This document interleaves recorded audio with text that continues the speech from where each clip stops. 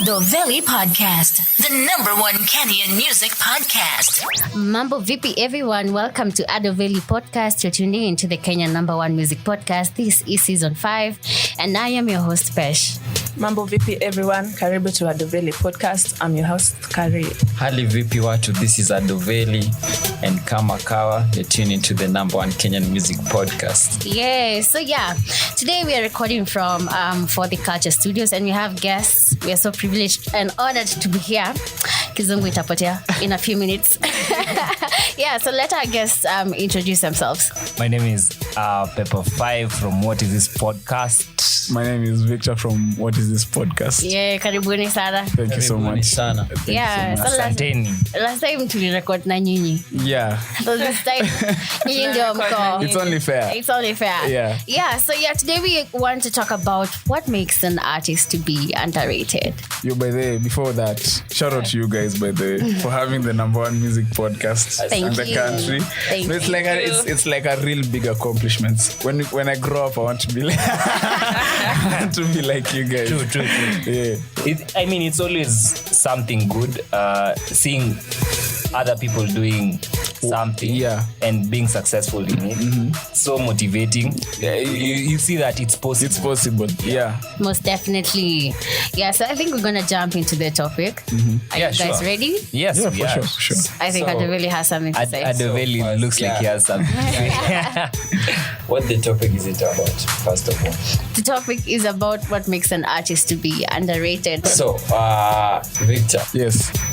Who do you call an underrated artist for you? Who's an underrated artist, musician? A name or just what? Like definition.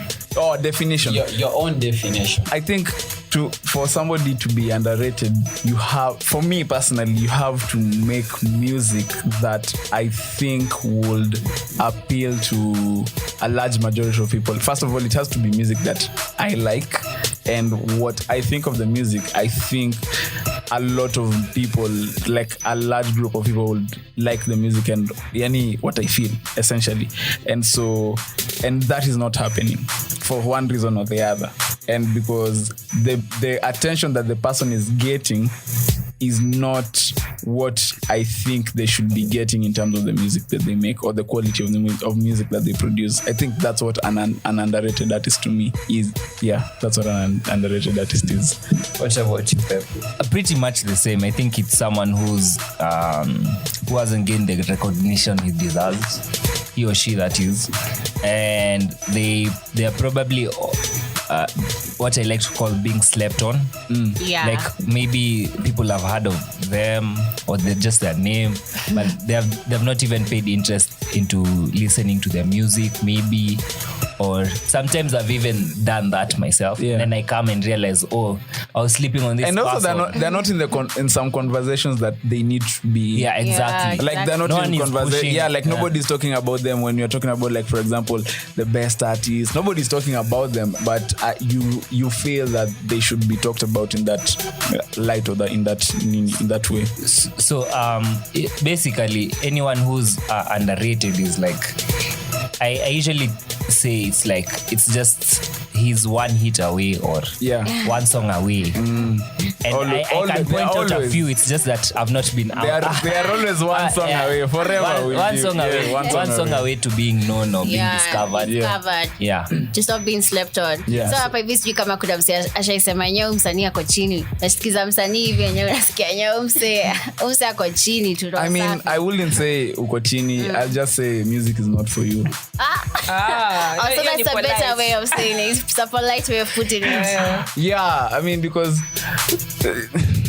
many people think they can make music as in just cause and it's not said enough into how you can have the talent for music, but you don't know how to write a song. True. That goes unsaid a lot of the times, and also it goes unsaid how you know how to make a song, but you don't have the talent to do the music. Like those are two things that people like unafikiria juu niko na sauti poa naweza tengeneza ngoma, but then it's and then it's like you just have a nice voice.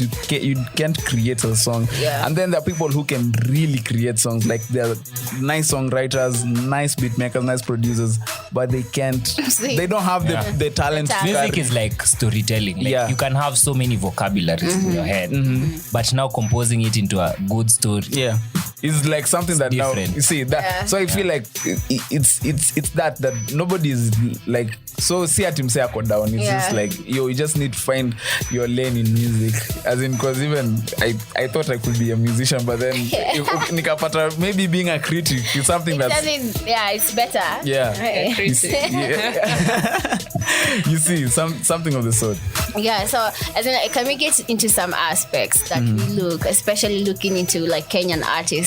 Na unaangalia tu hivi like an artist, listening to an artist, just even when you meet them, when you see them during events performing, especially hapa kwa events. Do you think like when somebody is like performing on a stage and people are not like engaging what you're doing on that stage, you seem rather confused? Do you come and watu wakiperform and how people really act on stage? Like performance yako is not moving people down. Yeah, but you know the thing with that, because I've experienced that firsthand. Like not me, but I was somewhere, and then it's like it's something to do with the music. The music is good, number one.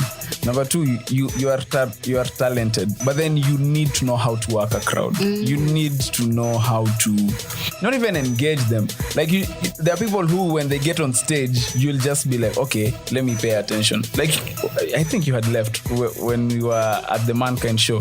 There's a guy who got on there. I had never heard of the guy, but then he just got on there with so much confidence, so much energy, and then he just took control of the place, and then it's everybody's just like, okay, let's hear the music, you know. And it's kind of that, and that comes, I feel, with experience. Yeah, it definitely does. That's why an artist like there are certain artists who blow on their first go, they become big, and then when you look at them perform, you just like unashanga. They're two different people. Yeah, the person singing and the person who is performing are two different people. And then when the next time around, when they now release another song, you can see the improvement. You can see them, like now their stage management is better, and then you're rocking the crowd, and you're engaging the crowd, and then you see this is growth. This is because we have seen, you have gone through it, and it comes from experience of knowing, okay, maybe this doesn't work in terms of performance, and this works. You know. Yeah, also about performance, kama msanii, kama unaenda kuperform, please fanya research. Jua song yako gani mob wase wanajua ni gani popular. Ni gani popular. So nikienda concert alafu umeimba wimbo the whole time nimesimama kuna yenye najua nitaboeka. Not even that. That, and also knowing that your 3-minute song is 30 seconds at a concert. Yes. Oh yeah. You guys perform the whole of it. Yeah, you don't perform, like, because there are people who let me use Calligraph, because he's like one of the best performers I've seen. Like Charlie, I get to sing ngoma ya kutupatia verse 3. Like tupatie tu tujue Calligraph anakuza na tupatie verse ya kwanza. Ama the chorus. And then itoe, and then we are on to the next one, and that also comes from performing a lot. It also comes from kwa stage mob, kudeal na crowd mob, kucheki wase venye wana react ngoma fulani, unajua ngoma iko na hype, nikianza na hii ngoma uanze na hii, alafu hata nisiwapatie yote, niwapatie 30 seconds, alafu tuende kwa ngoma yenye at least watu wanafahamu. Hapo hivyo kwa pia on performances, because we go back to events, like to watch a particular artist perform, because there's that aspect that they always bring out on stage. But kama venye umeenda to an event at the first time, and this person has like somewhat disappointed you didn't like that performance at all, so unamwona tena on a particular event ako kwa lineup, then you decide, you know what, I'm gonna give this guy a second chance. Niende kwa event nione kama atakuwa improve. Unaenda, and then he repeats the same things he did in the first event that ilikukatia, na unaona mse amerudia hizi vitu, na umepatia chance kuona kama at least there is some growth, you get, kutoka the previous event umeenda. Would that like still lead to you underrating, or lead to that artist being very underrated? I think, as in, the problem is yes, anaweza kuwa underrated, yes. However, I think the root cause is artists don't take time to develop. Yeah. There's no artist development. True. Another thing is some artists don't even go for sound checks. Yeah. Mtu anangoja tu perform. So the whole idea of someone having a poor performance is mainly because of those two things. One, not having artist development, like someone to train you on how to breathe, how to control the crowd, voice projection, exactly, how to hold your mic. Like you see, like as in you can hear what somebody is saying, and then unaanza kushautia ma engineer hapo kiwaambia ongeza sauti, nigga shikilia mic. Exactly. Another thing is you don't show up for sound check. Now that's as in your voice is different to the person who performed before you. Yeah. So you have to come for the sound check so that they curate a special yani wake settings zako. Kama mimi Pepper ni msanii, itabidi pia mimi yangu imewekwa juu niko na bass mob ka audio Muranga. I mean sikia tio yake anakuwa amefinja sana. Amejinyonga hivi kwa studio. Audio Muranga. Akipost straps ile Kare inadai. Hiyo base yake inaweza tolewa na ndimu. na personality maybe pia inaweza affect, maybe mtu anakuanga tu ametulia, so maybe ku interact na wasi maybe inaweza kuwa tafash. Hata si hivyo, ukiwa kwa stage naona like you feed off the energy the crowd gives you. So hata kama ulikuwa mpole na crowd inachachisha. That's why you hear the Beyoncés and they like on stage they have a different personality. Sasha Fierce and all these other people. The alter egos. Exactly. What about like having a flashy lifestyle? Because I do find like people, I mean like artists who like hawananga pesa sana. Ama mtu hana do. Generally mtu hana pesa. Like this person is like starting up or and try to. Okay. And struggle. Because me, I find artists like trying to put a price tag on like music they've done or released out here in order, I guess, I don't know, for me I think sometimes in order to get people listening to it or to gain that traction, kwambia I say I have money, you get me under it because I have money, like saying I spent 4 million on this video, and hadi say my producer is so and so and I spent a lot of money, like that, adding that price tag to a song, like try to put yourself out there like a person who has money. I mean, it's in an industry whereby we feed off perception and perception. Perception. I get why you will play that card. Yeah. Because first of all, someone like I usually say Okto invests a lot in his.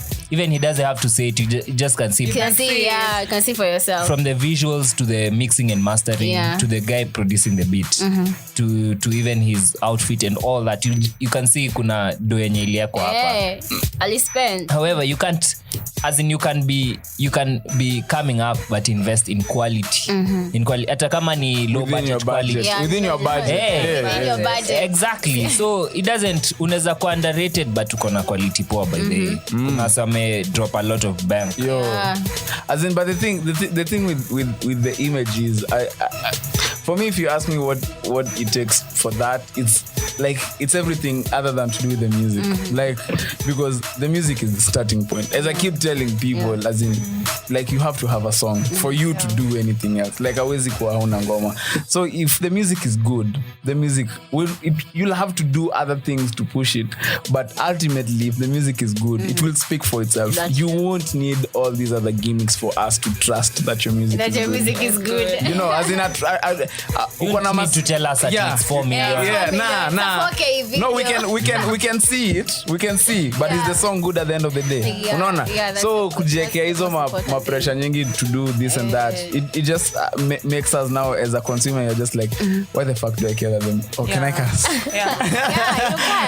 Why the fuck do I care that the music videos, I don't know how many million or wherever it was shot, the song is still work. You see, that's something that nobody's willing to say. Like I have an example here, song ilikuanga tu low budget nini, but ilikuanga you are engaged from from mwanzo to mwisho ulikuwa wapi? Ina tell story ulikuwa wapi? Yeah, There's even another one. Cardinali. It was just simple. Yeah. Vida iko na story nini and it was nice. And they've done the same with kuna youth wataungana. Kuna siku youth Exactly. And even this King Kaka and what's this guy's name?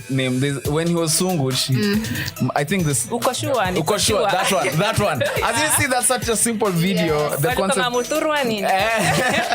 as in, A simple video, but but the message is still it's everything else to do with the song. Yes. Like that's what I think will make somebody be underrated. So it doesn't really matter whether it shows doing ngoma zako ni how much. Like as in, by the end of it all. yeah, is the song good? So here's a question to all of you. Do you think like even artists themselves wanachangia to them being actually underrated? Because I found people who are not like, they don't really pay much attention to the quality of the music they're producing. It doesn't like venye tu tumetoka kusema, it can be a low budget quality. Si lazima sijui kwa imeenda sijui kwa nani amepitia mikono kwa nani. Yeah. But your song is not been mixed and mastered properly. Usha upload sijui wapi, unataka kudownload ngoma ukisikiza kutoka mwanzo hadi mwisho ni makelele tu. Yeah. Like do you feel like artists themselves they contribute to wanachangia kuwa being underrated? I think yes, because I'll give an example of an artist like at a side he's not blown that much, but I can see what he's doing, Master VK. Yeah, Master VK. When he released at least the first song I know, the one called Kayole. Yeah. I was thinking like, yo, this song is so dope. Like, why isn't it blowing up? You know? And then the trajectory yenye alikuwa ameenda, I was like, yo, this video is going to hit 500,000, 600,000 and whatnot. Sindio? But then when it didn't, I revisited it like at the beginning of the year, and I realized it wasn't such a dope song. It was like it now hits differently. Yeah, as in it's still like you can tell the talent is there. As back to what I was saying, you can tell the talent is there, but then you can tell that the mixing is not so good, the mastering is not so good, and so even for me now, there are songs that people send me like, yo, listen to my song, and then I listen to it and I won't finish listening to it because of the quality of the song. Nani audio kwanza. Nani audio, you know, and then we as consumers we have been fed a certain quality. That's true. Like as in not leave alone music of what it sounds like. Yeah. Unaona like beat inagonga hivi nasikia chenye unasema, especially vocals. Yo niggas man, you can't hear what I can't hear what you're saying. Me I love an articulate, like when you rap or man you sing, I want to hear what you're saying. Yeah, as in word for word. That's mixing. Yeah. You see, and that plays into I won't listen to the song if and you know struggling. So people are like, yo, as in unazisukuma unapanisha volume ilifika juu alafu unamuuliza na kushow una need kusikiza na headphones. Nigga, you're not going to tell me. You see, and that's another mistake musicians make. You're not going to tell me how I'm going to listen to my music. Nitaisikiza kwa phone, nitaisikiza kwa ndani, nitaisikiza kwa lapi. I listen to what and I that's have. why you won't get the radio plays. Exactly. Producer atasikia ngoma shange quality. You know, and down air. And then like musicians should play themselves in that way. A lot. In kuambiwa yo kama record me 1000. What? 15 kwa unaambiwa tao alafu ngoma yote kufanya ngoma hadi toke ni 1500. Hiyo ngoma you see, so there's that, and then now when the song finally comes out, like ukiwa studio unajua monitors use danganya say ngoja tu iweke kwa phone. Everything goes out of the window. Now we're just like in a deep vibaya sana outside, and so it's that, and then it's like you're selling yourself short there. Alafu sasa unataka kutenza vidaa when it's chali like unaweka madema beshe zako wako almost uchi wanafanya vitu azieleweki sasa as in even young, you know, like even young niggas sometimes look at videos and just be like that's disgusting. Unaona? So the song is nice, but then unajisell short on these things. Unadai kushoot vidaa na phone yako, as in there's certain shortcuts that musicians take. Yes, that as in, but at the end of the day unaweza fanya, as we are saying, you can do all these things but you can execute well. The ideas will always be there. Yes, the execution is the problem. Yes. You know, as in hata ukiwa na hiyo budget ndogo, you can still find msee anakufanyia kitu ya maana if you just search. So artists do play a part in. For instance, I was listening to this song. It's like a Gengeton track. It's Mari Mari by Matata. What's it? Calligraphy. KOB. Yeah. And when he was talking about the video, he was talking about how much they didn't have much money to spend on it. Real? Yeah, but they had a simple choreography, akatafuta place ya kushutia, and then the song was short. Na the video bado ikatokea vizuri because the video, if you guys have watched Patia KOB. Ilikuwa kali. Ilikuwa kali. Mimi nilikuwa kali. And plus these guys are in is it Netherlands? Belgium. Whichever. It's Netherlands. Kuna video ingine iko na wazungu. Yeah, it's Netherlands. Where there were chicks talking here. No, you know how I knew. I even knew they're in Netherlands from that because one of them has a Kenya and a Netherlands. Like these are things people don't watch out for. Because nilikuwa shangai ni supermarket gani. Ilikuwa inakaa pia yo. Alafu nilikuwa natafuta brand najua sio ni Sunlight. Sio ni Omo. Sio muliangalia mbali, mimi nilikuwa naangalia tu watu wakidance. No, as in because honestly that like as in I realized I was like okay, if this is Kenya ini mali yenye sijui. These are as in that video looked like money from the beginning. Oh yeah. But as in for me it did, and then when now I am learning there in Belgium I'm like it could have been a simple budget. Yeah, like inaweza kuwa ni budget ndogo huko but ukileta huko hatujaona, mimi sijaona super inakaa hivyo, like it was so small na shanga super za Kenya zinakuanga na mataski ini taski ziko wapi amefinyana sio ni brand yenye najua, so I kind of had figured it out, but then you see it also speaks to that, like as in you can have such a simple idea, this street yenye tuko between here and there you can shoot such a dope video, as in you can, and you don't even need like that many resources, you know, but then people aren't. Lakini ukishoot song please focus on watu who bias video. Wala kusimama hivi waangalia tu manzi. And you wonder why video shoot you a Sunday. There are no people. And then you see as in needs. Sasa kama mzubaya video yako na mademo network. I saw these guys about position by ethic. Wait, sio ndo anakuanga place kwa baki. So behind huko nyuma kuna mama kwa duka. Wako tu like wanachungulia what's going on, what's happening, like you know such situations like unajua ni funny like for us who wenye tunaonanga but unajua kwa hiyo part ya new position kuna time I think Mochi hakuwa anajua what's happening, so Mochaka kamkufukuza hapo.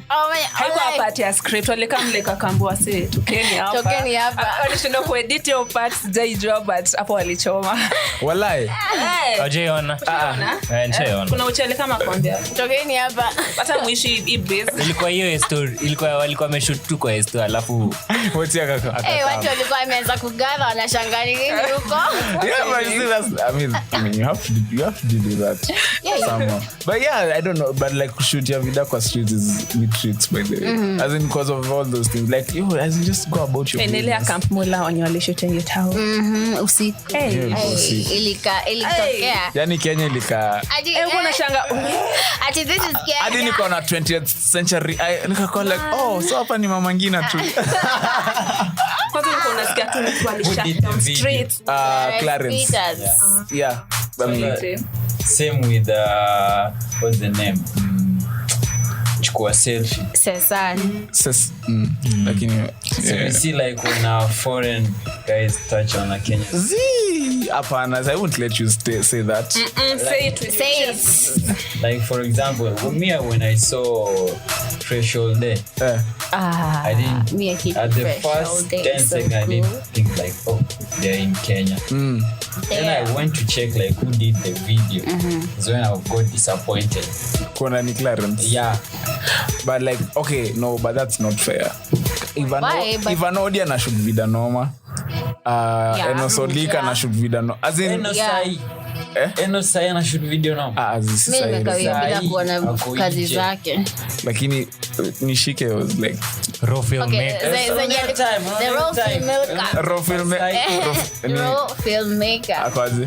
Yeah, I have liked the works. He recently shot a song. Yeah, and a song for Django Fever by Amaratari. I think it goes back to resources. Yeah, if the artist doesn't have that budget, there's no way you'll invest more. A red camera. Yeah. Red camera kurent ni chwanike.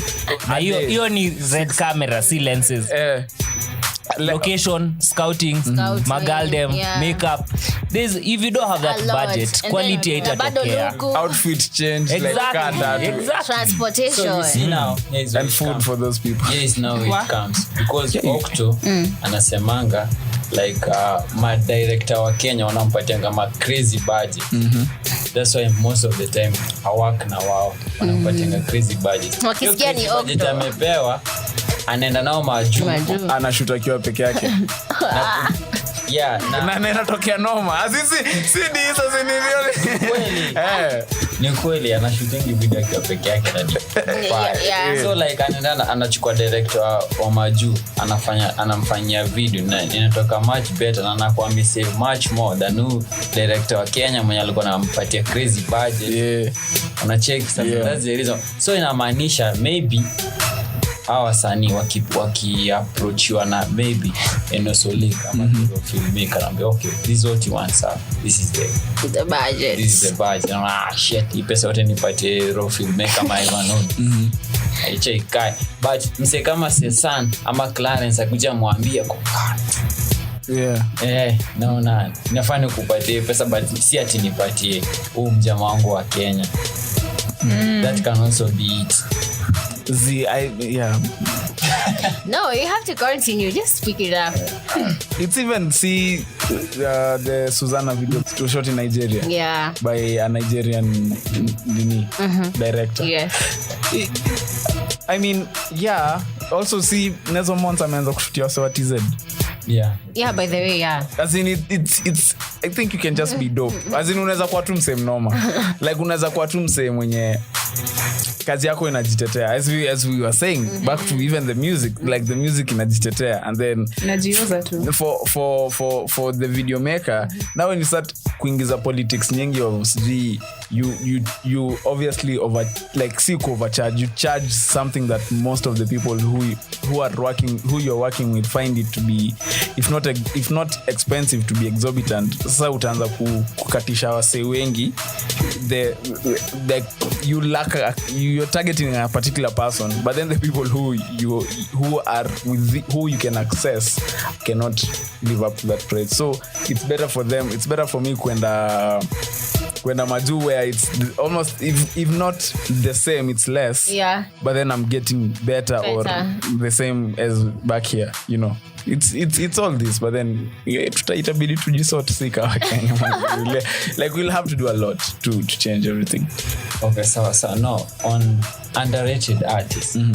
So now, do you think people like DJs wanachangia on this? Because there's a time Wale did ranted out that back in the day DJs, they used to like go and find out, do their research and find out good music, come on, the nice song that need to be played on radio, need to be played wherever that DJ is playing. But nowadays they'll just go on YouTube trending.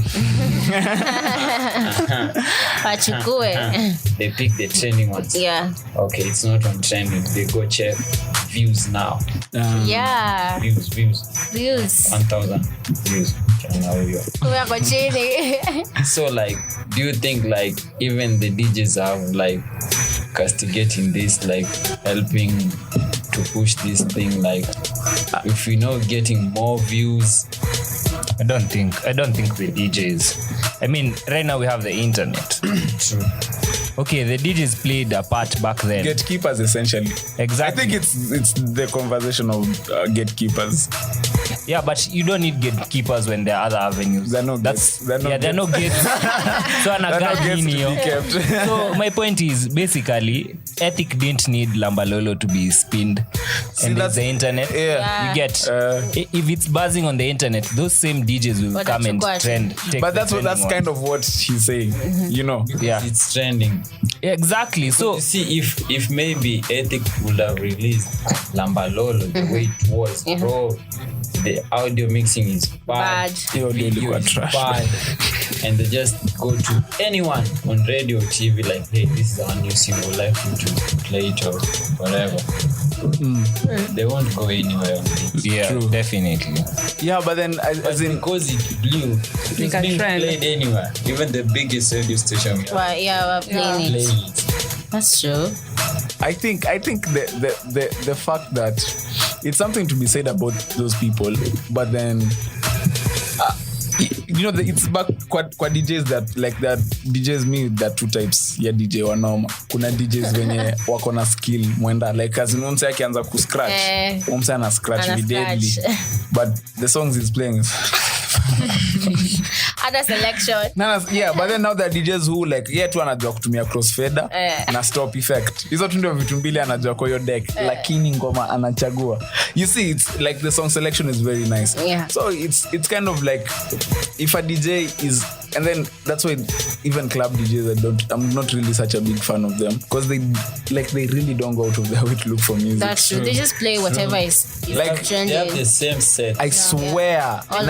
Sitakuwa club in a few months right now, but no request tunacheza ngoma fulani hana guy as in usually ask for a song kwanza anakulizania nani acha niangalie unakosho mse anayongoma as in it's that and then it's even like it's only once this unforgettable song by Veli. It was like the first week and I remember I went and told the DJ, yo, can you play this song? Na Ali cheza in like 2 minutes and that's when but then his song selection is so nice. Even if he's still feeding the crowd, you can unaweza tell umsa make some time into investing and searching for a song, like a song to play. It's that, and then I don't think the DJ can hold you back, as he said. Miss the DJ atakushikilia. As in will they hold you back at this radio station? Yes, but who, like, what's a radio song anymore? You know, ngoma Twitter Lambalolo si ngoma radio, but ilijipata kwa radio. You see, but still coming back to that point he had Veli in terms of what's trending na views za ngoma. Because if your song is not trending, it means that song is not good enough. Not necessarily. Not necessarily, but the perception is that since it's not on that trending list, there must be a problem with the song. It's not that popular. Yani kuna venye tu watu may consume it, not that large numbers, right? Na pia kuangalia views pia za mse. But you see, that's what I'm saying. It's everything but the music. Unaelewa? Because I feel like one of the biggest reasons why artists are underrated, it's back to the Diamond Alikiba conversation. You see, if you ask me, I'd tell you like Alikiba is more talented than Diamond. But then Diamond is a showman. He's just a showman. Like as in, akona the scandals, akona scandal. And then he's more entertaining. And then he has the baby mamas to back. Like he has everything. He has the whole of Tanzania. Lakini akitoa ngoma jana alikuwa amebeef na demi yake. Nigga, what the fuck? We're just going to look at Diamond song. See, that's the thing. And so it's for me underrated. It starts with branding. Like there's a way kuna venye tu utajibeba as an artist back to the lifestyle, like this song cost this song cost this much, but then at the end of the day is even if you say Diamond's music is not good, you cannot deny his showmanship. You cannot deny that, which now it even supports him better because his songs are nice, like he has nice music, so akona ngoma poa, alafu sasa akona everything else other than the music. And so if everything else is going for, if music is the only thing going for you, trust me, as Musiox keeps saying, Coca-Cola is the biggest company in the world, but they still advertise. They still do. As in, nani ajui Coca-Cola? Okay, very few people. Like Coca-Cola in the whole world, if you look at the world in totality, yes, Yes, maybe a few. But then, as in, okay, let's say even if the whole world knows it, they still put aside a few $1 million for advertising. You see, because you still need to do everything other than release a song for it to be, for us to see that you're a good musician. It's called adding value to your product. Yeah. So that's why they do Coke Studio Africa and all that. Yeah, as in release ngoma and then you go on social media, have a nice campaign. That's why you do press runs. Yeah. You see, if it's all about music, because at the end of the day, that's what Mr. tells us. At the end of the day, music is a product. It's a product that you're selling to people. And so at the end of the day, I'm the one who's going to decide whether to consume the product or not. Unaona ukienda kwa shop, unaenda kununua mkate fulani. Ka haiko, ata ikae. You know, as in acha nskule mkate. You know, and so it's as music consumers, it's if this song doesn't do this and that and that. So it's even that like somebody maybe doesn't even know that they need to hear your song. Yeah. And it's because you're not putting yourself out there in such a way. Una release ngoma unataka kutumia mabeche zako WhatsApp alafu chini. Unawatumia ma links tu. Buddha, as in you need to do a bit more. So it's even the thing, like as in it's in totality, it's why musicians spend so much money on like enda uongea na Anyiko umuulize like how much for PR, usikie tu chenye atakwambia. Buddha like as in I've asked around and unaambia watu uko like Hey. All of that. Okay, all right. People think making the music is just half the job. That's like 10%. Wallahi. Everything else. You have the product now. Yeah. Now we need to push it. Kama ni Tasker, wakitengeneza, they need distribution, they need marketing, they need like as in they need everything. Yeah, they need everything. Branding. Kukwana yo bia see enough. You see, exactly. So for artists who are underrated, it's you can tell it's everything but the music. Yeah. Like as in kuna mahali tu kuna disconnect. Na pia hapo venye umetajati msanii anatumia mabeshti zake ngoma tu. Mshaipata na msanii. An artist has a new song alafu mtu anakuja, masee niko na hii ngoma, hebu tusikize hapa. Like anataka msikize. No. So unaona. Now what are you kama hizo. So ni lazima ukue. Unajua? Hawezi mdisi. Lazima muoneshe ngoma yako ina nipe space. Jo. See, like as you just send me the link, no what nisikize. Nisikize at my own time. Yeah. At my own time. Now even and listen, even when you do that, you are short playing yourself back to the shot. Because ukitumia your link ni click. Hiyo ni view umepata.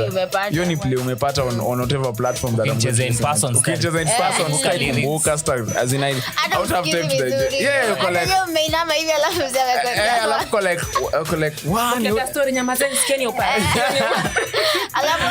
alafu huko hapo hivyo collect wow ngoma next inatokea lini yeye ushamalizana nayo.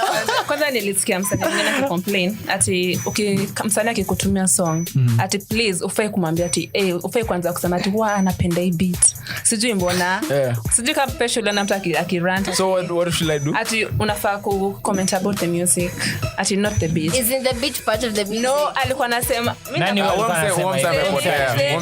but alikuwa anasema I didn't make the beat. I only make music. Beat alipewa. Kwa hivyo nikikupa sasa ni shida yako. Si wewe umechagua what the fuck. Hata mimi nilikuwa confused. Alafu ati unatumia mtu song the first thing anakuambia I love the beat. What do you mean? I didn't make the beat. Mimi nilimake music. Niambia my music is good. Okay, sawa. So tusikwambie juu ya beat toa capella basi. Imba na gitaa na mdomo yako. Hata na gitaa toa capella. Wewe tumia mdomo yako utenza ngoma. Kwa sababu who's this? How comes the beat is not part of the music? Of air. They're famous. Underrated. That's why. Now you see. That's why. Now you see such things. That's why. Now you know only say mwenye honestly if you ask me that's somebody who probably doesn't know what goes into making a song. True. Because you wouldn't have been in the studio if it wasn't for that beat. Alikuwa anataka beat hadi ya nini? Wait, I hope since amekuwa kwa podcast yenu. Watufanye hivyo. Lakini si tunasema tu. Wewe ni mse akipata comment mbaya kwa YouTube azinaneza hata career yake. Yeah, for sure. Sometimes people me neza like ngoma moja na Pesh asi like. That's true. Ama Kare asi like. Na mimi nimependa hiyo ngoma. Mbaya sana. So unaambia wase nyinyi mna taste.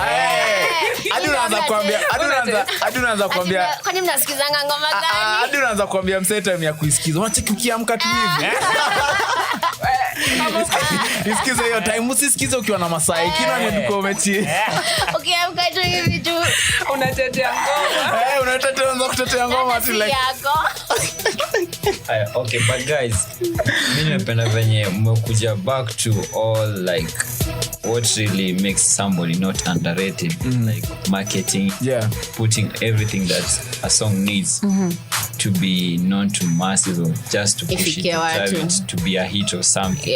Push the product. Because I can show you so many good songs. Good song, but hazijapita ama ziko chini ya 1K.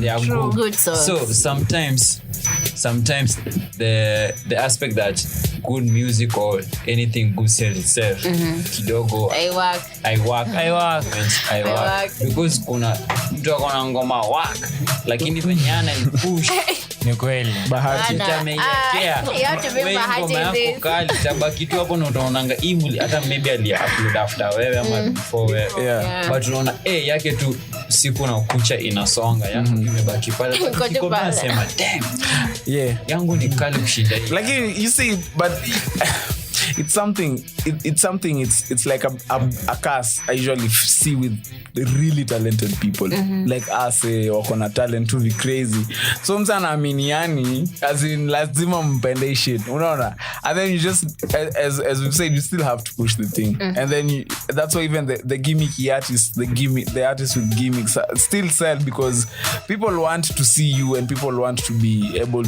yani tu wanakuona kila mahali alafu that helps your music as opposed to you being mazen ingoma niliandika ingoma inoma azini ingoma maze hata mjui the pain that I went through when I was writing this song like nigga don't give a fuck can we see it that's why even when people tell me there's not that much good Kenyan music I'm like you guys are not searching for it number one you want it to find you and then now as a musician when you realize that people are waiting to find new music is when now you start pushing it unaona because wase wanataka ngoma poa but ka ngoma haiko kwa radio haiko trending YouTube ka ngoma haiko SoundCloud top 10 I have no business listening to it or searching for it very few people search for music like as in wase TV 2 for hours watu wanangojanga recommendations but as in for real as in like I think every Wednesday ama ni Thursday is my SoundCloud day hiyo ndio day update azi akwenda tu SoundCloud na keti for like usikize nitafute mangoma za Kenya but especially I consume most of my Kenyan music from SoundCloud natafuta mangoma ndio Friday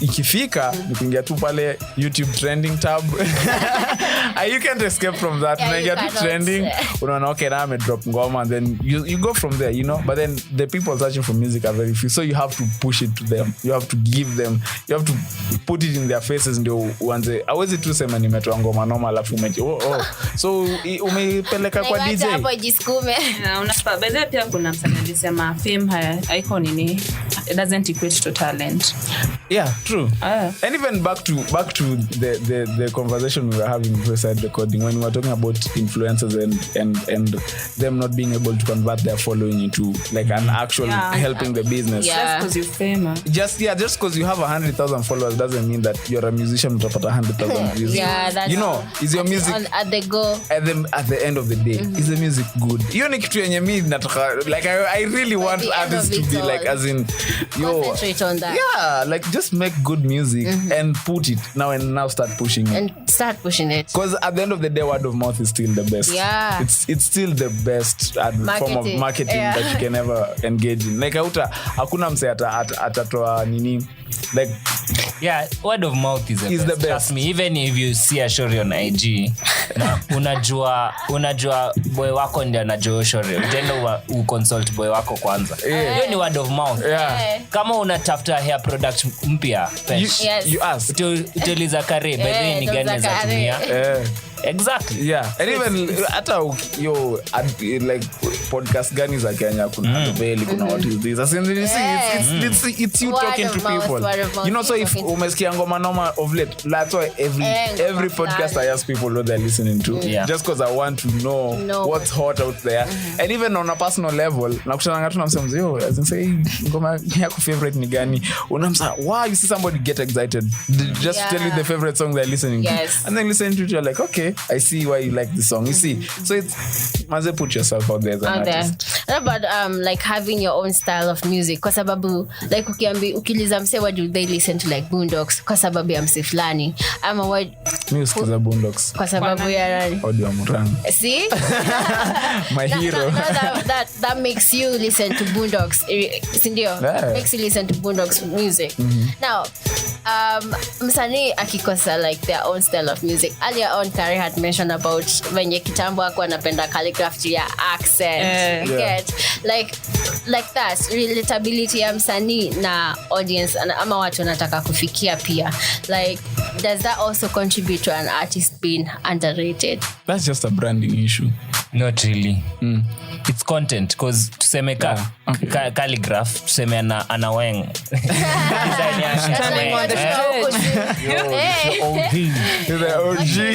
So nigawa tuseme place ametoka place tuite X, 1960. Tuseme wengine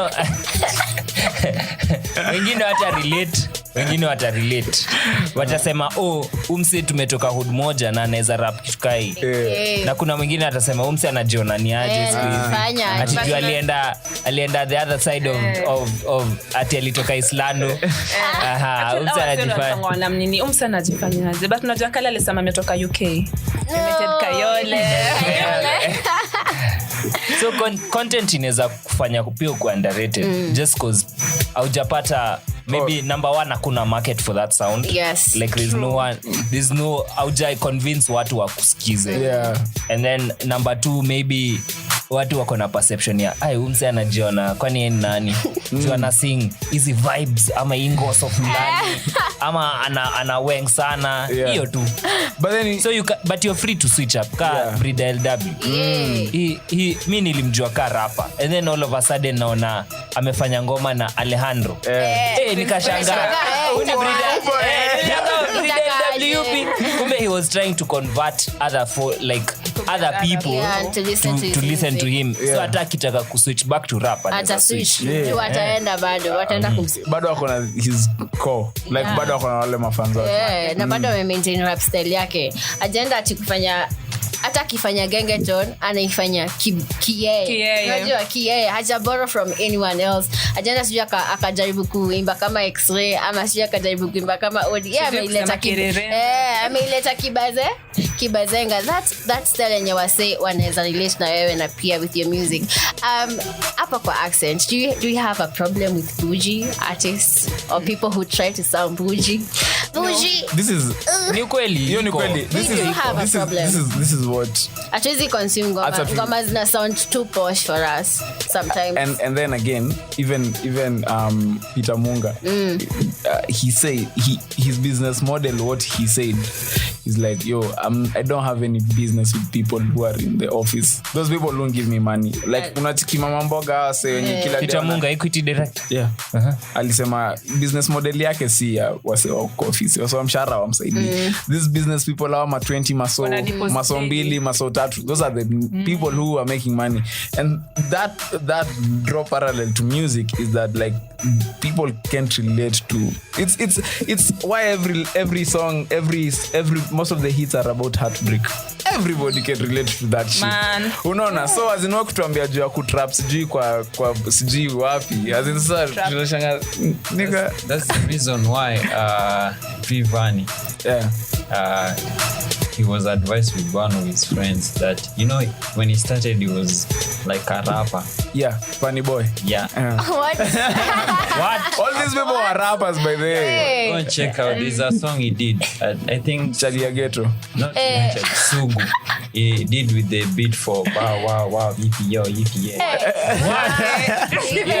Naenda kuangalia hiyo. Sugu. You go and listen to that. But one of his friends advised him to stop doing rap music because what the Tanzanian can consume. Aizisikia kizungu. Not even that.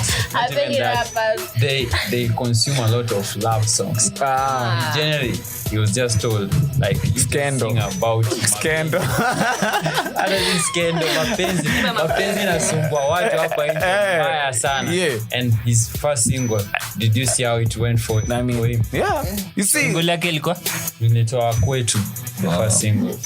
Revan is like, okay, but you see, it's back to that. It's like when you start talking and then not to even make it worse, you as a musician umejisurround tu na watu kama wewe. So now you're in a clique over there. You niggas make the same music, and then now you want to appeal to the large crowds. You won't, because You have to. Yani, it's very closed. Yani, what you're doing is very close. You're talking about things we don't understand. Yeah. As in, we need to understand what, like, as in tunani tu kujua juu ya, Mazaronga Buddha. As in, kila msa anajua Mazaronga. Kila msa anajua Mazaronga. As in, you see something like that. Kila msa anajua Chalia Ghetto. Kila mtu anajua Susanna. As in, like, everybody knows these things. Everybody can relate to these things. Perfect example, which we always use, pombe sigara. Yeah, pombe sigara. As in hata mse wa Nduthi. mazee. Mimi nilisikia hiyo ngoma mara ya kwanza kwa Nduthi. Mazee, ndio ujue. Shanga, huyu ni nani ameimba hizo? Pombe sigara. And you hear it's Nviri. Yeah, as in, see, like, look at such a song. As in, pombe sigara, naweza wacha bila kungangana. Lakini hawa sana, vile nawapenda ni kama, as in, ni kama laana. Simple but bado. How he put it. As in, it's just like, okay. And I'm sure Nviri can still rap or sing in that bougie. See, that's what he was doing before Soul Generation. Exactly. Alikuwa I'm a boy. I say. So I usually say you have to study the game before Wallahi, you put out product. You just don't come and say mimi nakuanga mse wa Lavis. Odi wa Murang'a was rapping in English. My daddy X-ray. Umse wa nini Boondocks, I mean Ochunglo. Nelly the Goon. Exactly. All these niggas were, see, all these people were rappers. It's like mimi mse wasijui wapi mazee kachi. Benzema used to do some EDM. Benzema alikuwa electronic circle. Yeah. As in, look at all these people, they now study the market and jua chenye watu wanadai. Kuna watu pia wanafanyanga hiyo kwa kama CMB Prezo tunamjuanga like Kenya. Mr. Bragadocious. Yeah, ni mtu wa ice. But he goes and said CMB is like a really dope rapper. Like me sijika watu wajua vile Prezo ni rapper mnoma. I have like a lot of song of Prezo I can sing word for word. Yeah. But then that's true. As in, Prezo is such a dope rapper. But he lets his nini over. Scandal zilimbeba. Kila saa. Yani hiyo ikwe overshadow yani music yake. Wakati alitoka Rehab. Say hadi he OD'd or something. Wakati alitoka hii show inaitwaje? Big Brother. Mimi nilikuwa nasema Cobra Squad. Kakuna msamishi lifetime 2 ama 3 ni mse. Big Brother. See, when he came from Big Brother alienda kaketi na wakati Jeff alikuwa anga K24. The bench, the initial bench. Yeah. Wow, there's a freestyle he did over there. That's when I was like, okay. Wait. Okay, we'll send him. As in, if anybody asks me mbona ni mnoma, I just point them to that interview. I'm like, go listen to that. Like, as in, Ali drop bars. Of course, Jeff will be there. Jeff is playing the game. Jeff will be playing the game like, wow. Oh, wow. Lakini maniga kasi tuko like yo, usame kill shit. As in, I was like, I really respected him as a rapper from that point on. So back to the thing. Yeah. He's underrated because he's done everything wrong with everything other than the music. Like the music is good. Lakini kila kitu kingine ni getting on that as we finish. So who are some of the artists you think are underrated Branadra in the Kenya music scene? So we start with you. Branadra really underrated. Monski, Chevy Kev. Chevy Kev really underrated. There are a couple of intermention too, but okay, Chief. I don't know how long they've been there. That's why I don't wanna say if they're underrated or not. Also think Tunji is kind of underrated. He had his moment, but he had his moment. So he took a slump. Beatty is going to be big. Knew to not check out. Nini? Beatty, not Beatty. I'm talking about the song by Tunji called Beatty. So off the top of my head, I think those are the ones I could say wako underrated, yani ile design wako na potential. Oh, there's this guy, you need to listen to him. Yeah. He's called Tui Era. Whoa. Tui Era. As in, that guy is a definition of underrated. For real. Umse ukisikia ngoma yake ameput in everything. Mixing. Era ama era ya Muia. The era ya Muia. Yeah.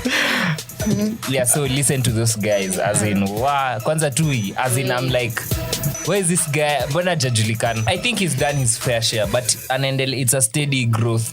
Yeah, it's a steady growth all through.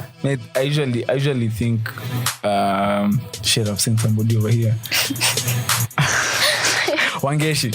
I think Wangeshi is really underrated. Really? Wangeshi the rapper. Okay. Yeah. Wait, Wangeshi. Sana. Yeah. And then me wana Wakadinali are very underrated. Why? They were. Wakona kwa chat. Kitambo walikuwa, but now I don't think sasa wameomoka. No, but I still think that close line. But the thing is, I don't think they're in the conversations that they need to be in as top Kenyan artists. That's true. Back to the conversations that they need to be in. Kama venye say calligraph ako everywhere. Exactly. Like they're not in that conversation. I have usually Sagini MB really underrated. I'm sure mjui nitawapatia msikize ngoma zake. Na mbona mjongelea mashrap. I've heard him just by you mentioning on your podcast. You never listen? I've heard of you guys talking about him, but I've never gone to listen to him. Just right now. And then who else do I think is underrated? Me wanna like I don't know who else. I think you had said something to do with trap. I think you come.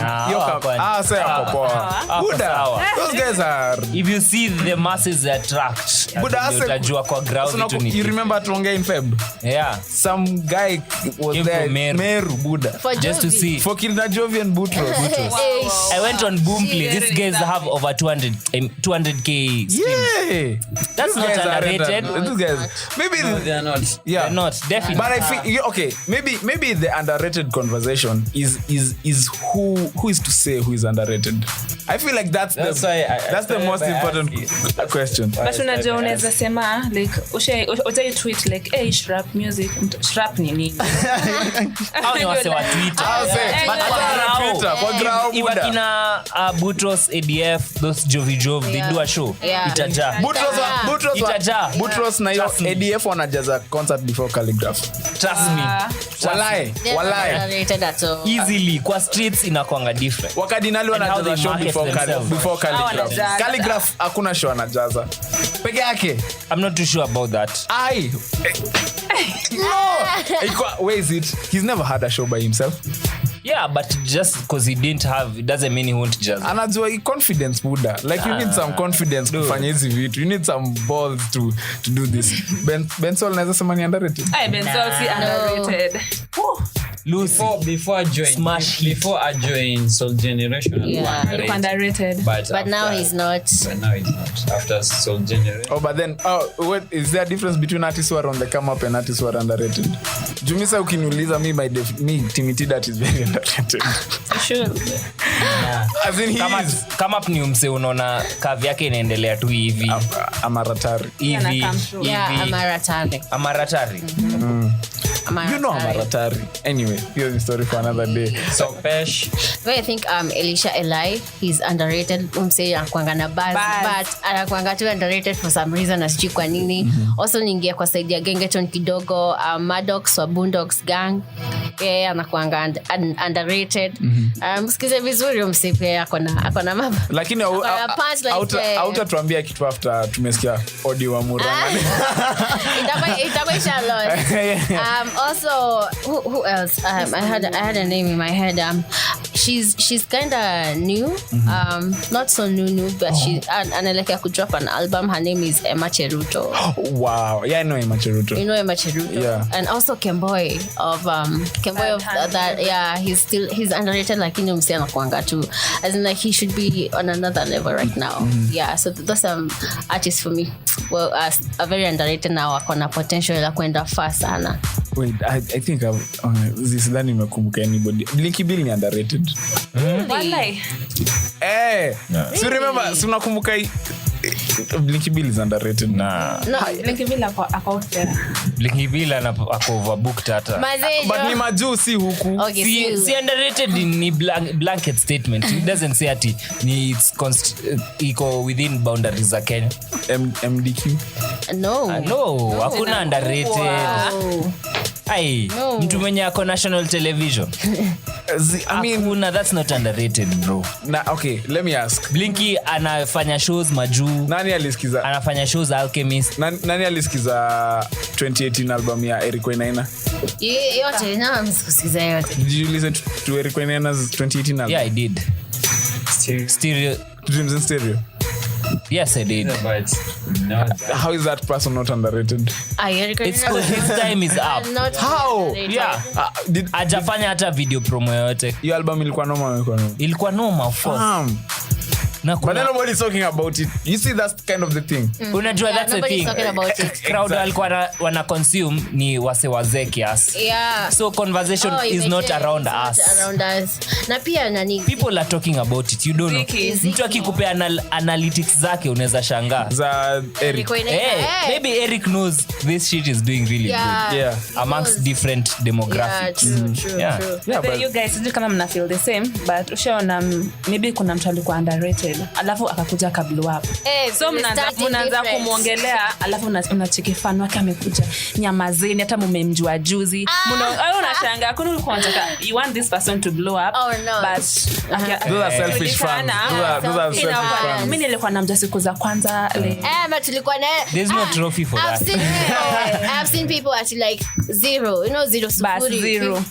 As in like because there was a guy who was telling me like mimi nilikuwa na zero akiperform mpaka kwa maklabu anakosa kupewa do. Like I mean, you guys let me bond with his music. Ni sawa you umejuana 12 years. Any first class fan you umejuana, but this is my time. This is my time. So now as we wrap up now I think niko na majina kibao.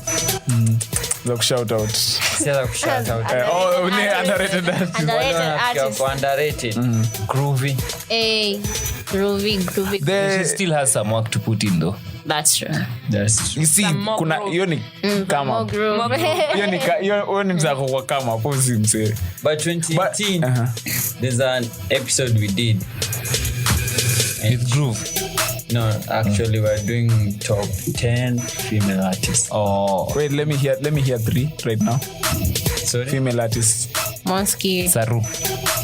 Ama tufikisha 5. Top 3. 5. Top 5. Yeah. Female artists. Monski definitely. Yep. Mandy. Mandy anachachisha tu Instagram. I love you for that. Nilikufollow just because of her music is Wow. I really love her music. No, I didn't know that. So that's why I was telling you guys. As in I really love her music. But then MC Sharon. Yes. MC Sharon. I'm not saying underrated. Your top 5. Yeah. How many are those? 3. But she's underrated though. Who else? Ni rappers ama in general. Nadia Mukami ni underrated. You have gone for rappers. Unataja sama rappers. Nadia Mukami ni underrated. Z. She's not underrated at all. So let me finish my list. Muda. Hey, Muda 2-3. I started with Groovy, Steph, Muda. Steph the rapper. Yeah. Steph. But Steph needs to bado akona stuff. Ni rapper but she has something to do. Akona vida. Papaya. Yeah, still. Papaya dreams. Still, I still think she needs to. She needs to do a bit. Like as in, because lazima ufike mahali, alafu sahi nika maximize your niche, alafu sahi she's on the come up. Really promising, but she's on the come up. Yeah. Lost in Savannah. Yeah. Romy Swahili. Yeah. I'd agree with you on that. Kwanza it was Bukachu. Yo, thanks man. Yeah, ndalinionyesha Romy Swahili as in Clay Ogistona. For sure. What? Clay Ogistona. Clay is underrated. The Day One and Seven Sun. Definitely. Ward Baba aka Luo Trash. Word Baba. Ngoja usi mwenye anafanya ngoma parody. Hapana. One ni block hata YouTube. Kwa nini? Unaweza block mtu YouTube. And then Kalamoto. Yeah, by the way, Kalamoto for sure. Finish Alwin. Wow. Yeah. Alwin is underrated. Like Damn. Alwin is underrated. Yeah, so to finish, let you guys plug yourself. Catch me on what is this pod on Instagram and Twitter. Yeah. Utaki wa kufollow your personals? I don't have any personal. Sheesh. Okay. Listen to the podcast on Apple Podcast, on Spotify, anywhere where you find the podcast, you'll find What Is This Podcast. We talk about Kenyan music and we have really amazing interviews. Personally, you can find me at Muia, MEGAMUIA. Any site you search that name and find it, it's probably me. So follow me everywhere. So yeah, that's it. Thank you guys for hosting us, by the way. Karibu sana. And thank you guys for being with us here today. Sure. Pleasure. Until next week, same time, same place. Remember, Ado Veli podcast dropping each and every Friday of the week. Boom, boom, boom. Yeah, and you can subscribe on YouTube and also rate us on iTunes. Give us a 5-star rating and review to help this podcast get to many people. What you are saying, make sure you do the same to What Is This Podcast also. For sure. Yeah. So catch the podcast at Ado Veli Radio on Twitter and at Ado Veli on Facebook and Instagram. You can find me on at Wangaregikonyo Instagram, Twitter at Wangaregikonyo. And finally at Penina_10 on Instagram and on Twitter at Penina101. Bye-bye. Ado Veli Podcast, the #1 Kenyan music podcast.